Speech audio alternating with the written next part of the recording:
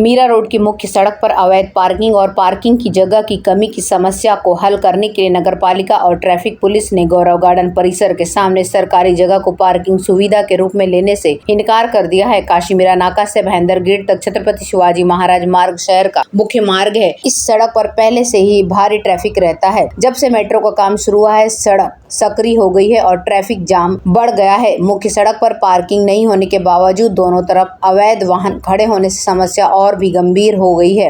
मुख्य सड़क पर तुंगा अस्पताल, गौरव गार्डन कॉम्प्लेक्स और जेबी डेकोर है। अन्य निर्माणों के सामने खुला स्थान सरकारी संपत्ति है। इस सरकारी जगह पर अतिक्रमण रहता है। व्यवसायिक या अन्य उद्देश्यों के लिए अवैध रूप से इसे उपयोग किया जा रहा है। नगर पालिका जानबूझकर अतिक्रमण नहीं हटाती है। राजस्व विभाग ने भी अतिक्रमणकारियों के खिलाफ कोई मामला दर्ज नहीं किया है। इनमें से अधिकतर स्थान निःशुल्क है और यदि वहां पार्किंग स्थल का निर्माण हो जाता है तो बड़ी संख्या में वाहन पार्किंग की सुविधा उपलब्ध कराकर सड़क पर अवैध पार्किंग को रोका जा सकता है और नागरिकों को इससे सुविधा भी होगी। साथ ही नगर पालिका की आय भी हो सकती है। हालांकि नगर पालिका और ट्रैफिक पुलिस उक्त जगह को पार्किंग के लिए इस्तेमाल करने से हिचक रही है। इससे वाहन चालकों को परेशानी हो रही है और वह नाराजगी भी जता रहे हैं। मीरा भयंदर के अतिरिक्त तहसीलदार नंद किशोर देशमुख का कहना है कि अगर नगर पालिका पार्किंग के लिए सरकारी जमीन मांगता है तो ऐसा प्रस्ताव वरिष्ठों को भेजा जा सकता है, लेकिन नगर पालिका ने अभी तक इसकी मांग नहीं की है।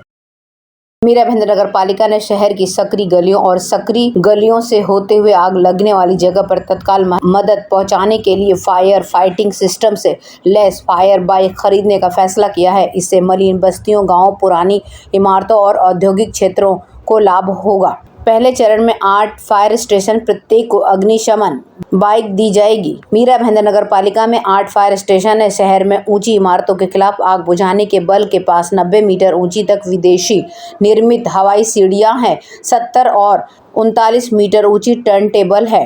सीढ़ियां ऐसे उन्नत अग्निशमन वाहन है। इसके अलावा नगर पालिका को दमकल की छोटी बड़ी गाड़ियां उपलब्ध है। मलिन बस्तियों और पुरानी इमारतों और औद्योगिक संपदा के बीच सकरी गलियों में आग लगने की स्थिति में उसे बुझाने के लिए वाहन अंदर नहीं जा सकते।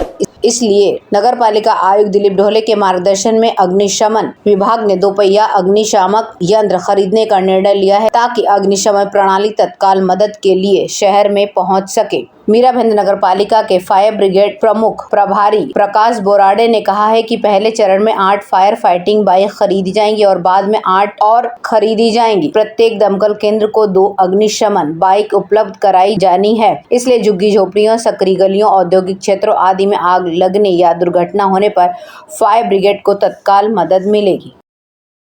काशी मीरा में शहरी गरीबों के लिए बुनियादी सेवाएं BSUP आवासीय परियोजना जो पूरा करने के लिए कई समय सीमा से चूक गई है को एक और बाधा का सामना करना पड़ रहा है, क्योंकि मीरा भयंदर नगर पालिका द्वारा निर्धारित 25 करोड़ रुपए का बजटीय आवंटन निर्माण के वक्त ही खत्म हो चुका है। इसके अलावा Mumbai metropolitan region development authority MMRDA द्वारा स्वीकृत ऋणों के वितरण में देरी ने वित्तीय संकट को और बढ़ा दिया है। जबकि मुख्यमंत्री एकनाथ शिंदे ने अक्टूबर तक का वादा किया था कि धनराशि मिल जाएगी, उसके बावजूद भी पैसे नहीं आए हैं। यह परियोजना तकनीकी और प्रक्रियात्मक देरी में फंस गई है, जिससे झुग्गी झोपड़ियों में रहने वाले हजारों लोगों की 1 दशक से भी अधिक समय से अपना खुद का घर पाने की उम्मीदें चकनाचूर हो गई हैं। बढ़ते ओवरहेड्स, विशेष रूप से ठेकेदारों के बकाया ने निर्माण की गति पर प्रतिकूल प्रभाव डाला है। परियोजना को प्रधानमंत्री आवास योजना के साथ विलय करने के असफल विकल्पों की खोज करने के बाद